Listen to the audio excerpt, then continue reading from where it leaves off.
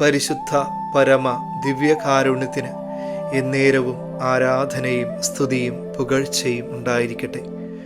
സങ്കീർത്തനങ്ങൾ 118 അധ്യായം 14 തിരുവചനം. കർത്താവ് എൻ്റെ ബലവും എൻ്റെ ഗാനവുമാണ്, അവിടുന്ന് എനിക്ക് രക്ഷ നൽകി. സങ്കീർത്തകനായ ദാവീദ് കർത്താവിന് നൽകുന്ന 2 വിശേഷണങ്ങളാണ് ഇവ. കർത്താവ് എൻ്റെ ബലവും എൻ്റെ ഗാനവുമാണ്. ബലം എന്ന വാക്കിന് വിശുദ്ധ ഗ്രന്ഥം നൽകുന്ന നിർവചനം എൻഡ്യൂറൻസ് അഥവാ സഹിക്കുവാനുള്ള ശക്തി എന്നതാണ്. ഈശോയ്ക്ക് ഉണ്ടായിരുന്ന ബലവും ഇതുതന്നെയായിരുന്നു.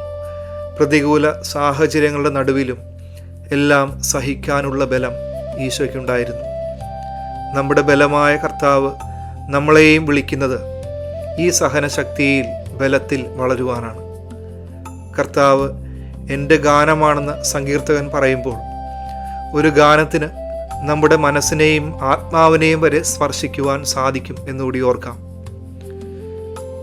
ബെനഡിക്ട് 16 പാപ്പ സംഗീതത്തെ നിർവചിക്കുന്നത് ഇങ്ങനെയാണ്: മുറിവേറ്റ മനുഷ്യൻ്റെ ആത്മാവിൽ പ്രത്യാശ നിറയ്ക്കുവാൻ ഒരു ഗാനത്തിന് എപ്പോഴും സാധിക്കും. കർത്താവ് നമ്മുടെ ബലവും ഗാനവുമാണ്. സഹനങ്ങളുടെ നടുവിൽ നമ്മളെ ബലപ്പെടുത്തിക്കൊണ്ട് നമ്മുടെ ആത്മാവിൽ പ്രത്യാശയുടെ ഒരു ഗാനമായി ഇന്നും ഈശോ ഉണ്ടെന്ന് ഓർക്കാം.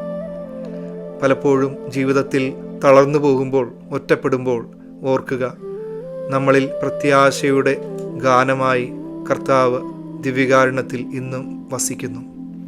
നമ്മുടെ ആത്മാവിനെ, ഹൃദയത്തെ സ്പർശിച്ചുകൊണ്ട് ഈശോ ഇന്നും നമ്മളിൽ ജീവിക്കുന്നു, ദിവ്യകാരുണ്യത്തിൽ വസിക്കുന്നു. സർവശക്തനായ ദൈവം, പിതാവും പുത്രനും പരിശുദ്ധാത്മാവും നിങ്ങളെ സമൃദ്ധമായി അനുഗ്രഹിക്കട്ടെ.